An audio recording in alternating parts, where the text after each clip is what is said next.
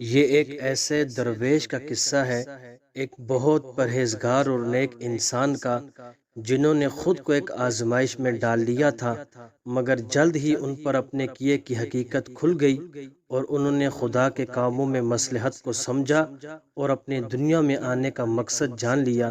کہتے ہیں اس بزرگ کے دل میں خیال آیا کہ کیا ہی اچھا ہو کہ محنت کیے بغیر حلال رزق عطا ہو اور ان کا زیادہ وقت عبادت میں گزرے۔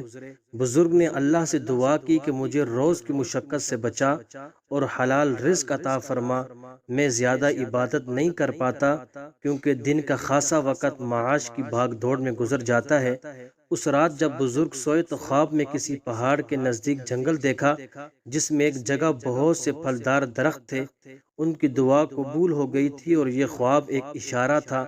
بزرگ نے جنگل جا کر بہت سے پھل توڑ لیے اور گھر لے آئے۔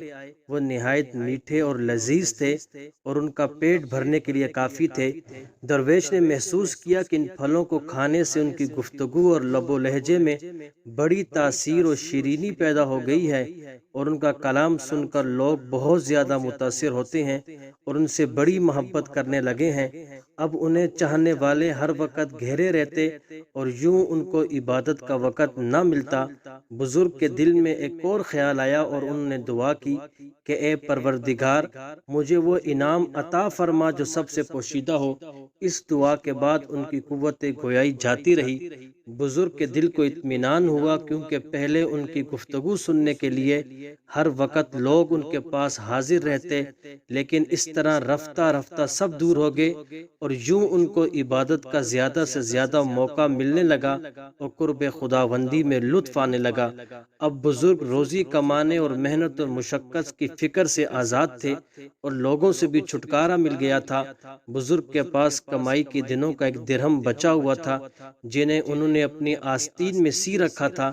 ایک مرتبہ ان کا گزر جنگل کے قریب سے ہوا جہاں ایک لکڑہارے کو دیکھا جو بہت تھکا ہوا اور پسینے میں شرابور تھا۔ بزرگ کے دل میں خیال آیا کہ کیوں نہ یہ درہم اسے دے دوں، مجھے تو اللہ پاک رزق دے رہا ہے، لیکن اس درہم سے یہ لکڑہارا دو چار روز کی مشقت اور روزی کے غم سے بچ جائے گا۔ جنگل میں ملنے والا وہ لکڑہارا دراصل ایک روشن ضمیر اور متقی تھا۔ اللہ رب العزت کا اس پر خاص کرم تھا۔